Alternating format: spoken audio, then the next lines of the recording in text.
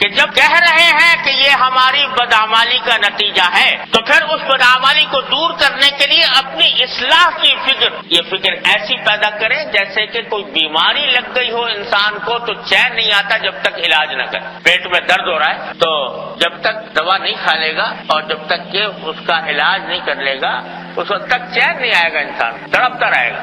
تو بھائی جب یہ بدعمالی کی بیماری لگی ہوئی ہے تو چین نہیں آنا چاہیے جب تک کہ آدمی اپنی اصلاح کی طرف اس طرح متوجہ نہ ہو جائے جیسے کسی غلیظ بیماری سے نجات پانے کے لیے علاج کی طرف متوجہ ہو.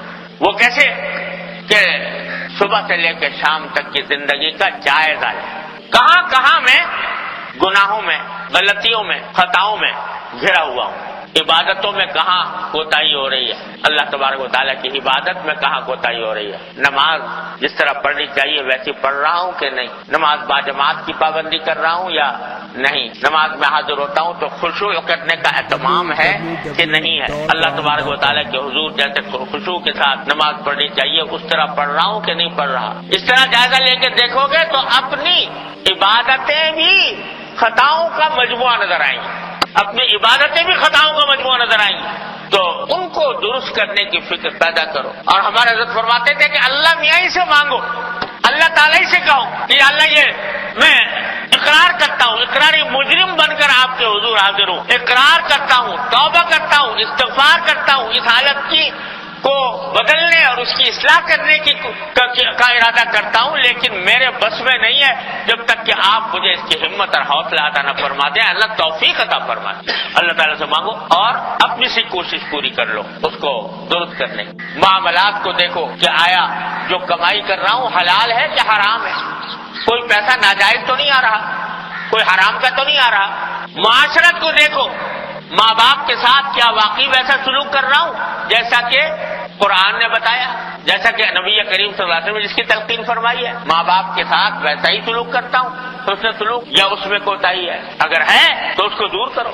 بہن بھائیوں کے ساتھ، بیوی بچوں کے ساتھ جو ان کے حقوق اللہ تبارک و تعالیٰ نے متعین فرمائے وہ میں ادا کر رہا ہوں کہ نہیں کر رہا ہوں. دوسرے انسانوں کے ساتھ، دوسرے مسلمانوں کے ساتھ میرے کسی عمل سے کسی کو تکلیف تو نہیں پہنچ رہی، میں کسی کو ستا تو نہیں رہا، میں آیا میرے مال کے اوپر جو اللہ تعالیٰ نے حقوق عائد کیے ہیں زکوٰۃ اور صدقات وغیرہ کے وہ پوری طریقے سے ادا کر رہا ہوں کہ نہیں کر رہا، یا ویسے ہی الٹپ کام چل رہا ہے. یہ ساری باتیں سوچ سوچ کر اس کو اپنے دل میں بٹھاؤ.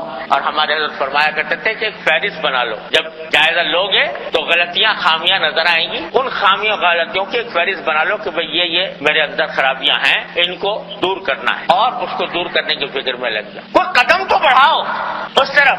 جھوٹ بولتا ہوں یا غیبتیں کرتا ہوں، اپنی گفتگو کے اندر لوگوں کی دل آزاری کی باتیں کرتا ہوں، کسی سے بات چیت کرتا ہوں تو اس میں غلط بیانی تو نہیں ہو جاتی، تحقیق کے بغیر کوئی بات تو نہیں کہتا، کیونکہ تحقیق کے بغیر بات کہنا بھی جھوٹ کی ایک قسم ہے، اور اس کو بھی نبی کریم صلی اللہ علیہ وسلم نے منع فرمایا. اور خاص طور سے ایسے ماحول میں جیسے کہ آج کل پھیلا ہوا ہے، اس میں افواہوں کا ایک طوفان ہوتا ہے، افواہوں کا طوفان ہوتا ہے. ایک شخص نے کوئی بات کہہ دی، سوچے سمجھے بغیر، تحقیق کیے بغیر اس کو آگے چلتا کر دیا، لوگوں کو بتانا. یہ سب حرام ہے.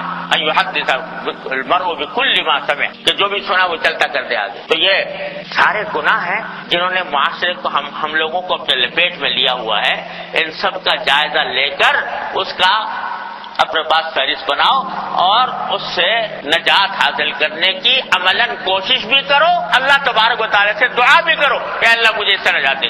یہ چوتھا کام یہ ہے بھائی، اور یہ بڑا اہم کام. اور یہ جو ہم بیٹھتے ہیں یہاں پر اسی لیے بیٹھتے ہیں کہ اللہ تبارک و تعالیٰ ہمیں اپنی برائیوں پر مطلع اور متنبہ فرما دے اور اس کی اصلاح کی فکر پیدا ہو جائے.